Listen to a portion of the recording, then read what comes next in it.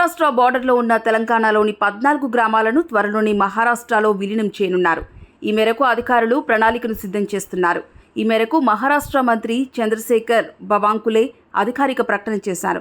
ఈ మేరకు ఆయన మీడియాతో మాట్లాడుతూ రాజురా జీవతి తాలూకాలో ఉన్న తెలంగాణ రాష్ట్రానికి చెందిన 14 గ్రామాలను మహారాష్ట్రలో విలీనం చేస్తామని ప్రకటించారు. ఈ 14 గ్రామాల ప్రజలు, అధికారులు, అన్ని పార్టీల నేతల డిమాండ్ మేరకు తాము ఈ నిర్ణయం తీసుకున్నామని తెలిపారు. అలాగే విలీనం చేయనున్న 14 గ్రామాలకు చెందిన రికార్డులు, జమాబందీ అన్నీ మహారాష్ట్రలో ఉన్నాయని, తెలంగాణ వద్ద ఎటువంటి రికార్డులు లేవని ఈ సందర్భంగా మంత్రి గుర్తు చేశారు. తన ఆదేశాలతో విలీన ప్రక్రియ ప్రారంభమైందని, తెలంగాణలో ఉన్న 14 గ్రామాలను చంద్రపూర్ జిల్లాలో అధికారికంగా కలపనున్నట్లు మంత్రి చంద్రశేఖర్ బవాంకుల స్పష్టం చేశారు.